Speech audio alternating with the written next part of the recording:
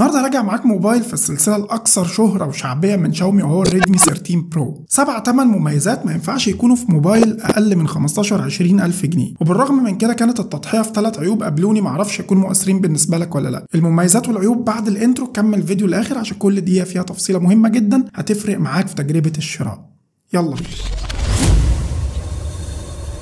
اول ميزه بالنسبه لي هو الجراب، وبيداري عيب رهيب جدا هقول لك عليه اثناء المراجعه لما نوصل للعيوب. الجراب هنا شيك وفخم وحلو، انا حبيته. مع الجراب يعتبر اول عيب كده بالنسبه لنا مش مؤثر قوي. ميزه رقم 2 بالنسبه لي المساحه الجباره اللي هتاخدها في الريدمي 13 برو. مساحه ما بتنزلش في الفئه دي خالص. 512 جيجا مع 12 جيجا رام مع خاصيه الرام اكستنشن، هتزود الرامات ل 8 تاني عشان يبقى معاك مجموع رامات 20 جيجا. في فيديوهين 3 فاتوا ليا بنصح الناس ما تفكرش تشتري موبايل اقل من 512 جيجا. حجم التحديثات اللي بتنزل مع حجم الالعاب مع حجم الصور والفيديوز اللي الموبايلات بقت تصورها، خلاص للاسف 256 دي بقت مساحه قليله. فهنا شاومي سبقت المنافسين بحبه حلوين في الفئه المتوسطه، وكان ليها سبق انها تنزل موبايل 512 في الفئه السعريه دي. برضو السعر هتعرفه في اخر الفيديو. تعال نروح لتاني ميزه وهي الشاشه. الشاشه هنا تعتبر مثاليه في هذه الفئه السعريه، مفيش شاشه هتنافس الشاشه دي مهما كان في الفئه السعريه دي. انا عن نفسي حبيت اشتريت هذه الشاشه لهذه الاسباب اللي هقول لك عليها. الشاشه هنا بتيجي اموليد بمعدل تحديث 120 هرتز. شاومي ما اكتفتش بكده وصعبت الموضوع على المنافسين اكتر وحطت لك بصمه مدفونه تحت الشاشه. عملت ابعاد عرض مثاليه بحواف اقل ما يمكن ان يقال في شاشه فلات. الوان الشاشه والكونتراست حاجه فوق الخيال. اول مره اشوف الدقه والوضوح دي في سلسله الريدمي نوت. السطوع هنا بيرفكت في الفئه دي 1300 نتس. مش بس كده، الشاشه كمان محميه بجوريلا جلاس الاصدار الخامس. اقل ما يقال ان الشاشه دي حقيقي فعلا هتتعب المنافسين. نروح للميزه الثالثه اللي من وجهه نظري بتكمل تجربه الاستمتاع بالشاشه وهو الصوت. شاومي هنا حط الدول سبيكر عشان يبقى الصوت ستيريو محيطي ومجسم، وقول زي ما انت عايز تقول. صوت الموبايل عالي وحلو ونقي جدا، بالاضافه كمان لمستشعر الانفراريد اللي بيحول لك الموبايل لريموت تقدر تتحكم فيه في اجهزتك الكهربائيه اللي بتدعم الريموت. بالاضافه كمان انهم ما استغنوش عن الهيدفون جاك. كل دي الحقيقه مميزات تحترم في هذه الفئه السعريه. لو هنتكلم عن اداء الموبايل فهو يعتبر ميزه مهمه جدا، وخاصه انه جايب معالج جديد كلية من ميديا تك والهيليو جي 99 الترا. المعالج اللي موجه للالعاب كلية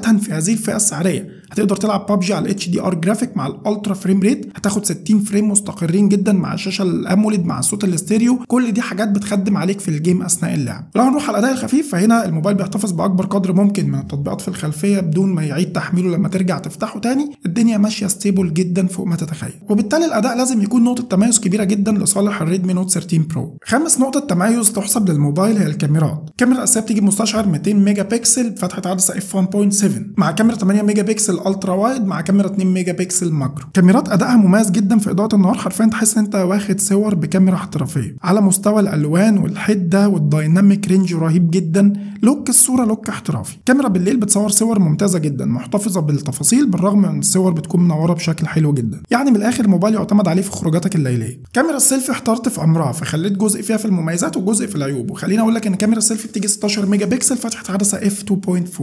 ميزه كاميرا الريدمي 13 برو الصبح انها بتديك صور حلوه تتشاف، لكن مش احسن حاجه، وده اللي هيخليني اخدها لجزء العيوب عشان افصلها لك بشكل اكبر. طالما دي النسخه البرو من الريدمي نوت 13 فبالتالي بيدعم كل المستشعرات المتعارف عليها واهمها الجيروسكوب سنسور. ناس كتير جدا بتسالني عن مستشعر تقارب، فهنا بيجي هاردوير وشغال حلو جدا زي ما انت شايف. تعال نروح لميزه تحترم في الريدمي نوت 13 برو وهي الميزه رقم 8 البطاريه والشحن. البطاريه بتيجي 5000 ملي امبير، ساعه محترمه، ساعه حلوه هتكمل معاك اليوم بشكل مستريح جدا، مش هتضطر تشحن موبايلك مرتين في اليوم. بالاضافه كمان البطاريه بتدعم الشحن السريع بقدره 67 واط، والشحن السريع موجود في العلبه. لو انت بتتفرج عليا وصلت لحد هنا فانا احب اقول لك بالخلطه والتوليفه دي ده موبايل مثالي في فئته السعريه، صح؟ لكن في حوالي 4 عيوب من حقك ان انت تعرفهم عشان تاخد قرار الشراء وانت مستريح نفسيا. اول حاجه تصميم الموبايل كشكل الحقيقه ما شدنيش قوي، يعني حاسه اجريسيف شويه الشكل. عشان يحافظوا على سمك الموبايل انه يخليه رفيع بالحواف الترندي المسطحه، قال لك ضحي بالكاميرات وخرجها بره، فالبروز هنا جاي على مستويين. كلمه ريدمي مش موافقه خالص، المكان ده الحقيقه قفلني. كاميرا الماكرو ما كانش ليها اي لازمه، لو كانت اتشالت كان الموبايل هيبقى تحفه جدا، ومكان الفلاش برضو غير موفق تماما. الموبايل مصنوع من الازاز ودي ميزه ما قلناش حاجه، ولكن للاسف الشديد اللون الاسود اللي معايا خد تبصيم ولحوسه من هنا للصبح. توقع ريدمي حست بالمشكله دي فعشان كده نزلوا الجراب ده عشان يلغي العيب ده تماما. العيب الثاني هنا هو نوع الذاكره، بيجي يو اف اس 2.2 واليو اس بي هنا يو اس بي 2 مش 3. الذاكره هنا بتيجي 512 جيجا، فانا كنت متوقع منك ان انت تراعيني في نوع الذاكره وتديني على الاقل يو اف اس 3.0. زيرو. العيب الثالث معانا هنا بيجي على مستوى الكاميرا. اول حاجه الكاميرا الاماميه في اضاءه الليل للاسف التفاصيل فيها بتبقى ممسوحه بشكل كبير جدا، والصبح الوش فلات ما فيهوش اي تفاصيل. لو شاومي تقدر تبعت تحديث يحل المشكله دي يبقى زي الفل الحقيقه الموضوع. الكاميرا الخلفيه في الاضاءه الليليه زي ما قلت لك ميزه، ولكن في عيب بسيط لازم تاخد بالك منه. لو انت بتصور صوره ما فيهاش اي اهتزازات الدنيا هتبقى زي الفل، لكن لو في عربيه ماشيه او اي حاجه بتتحرك فده هيبان في الصوره بشكل كبير جدا بسبب ان الشاتر سبيد قليل. ده حلو على المستوى الاحترافي، بس على مستوى المستهلك او المستخدم العادي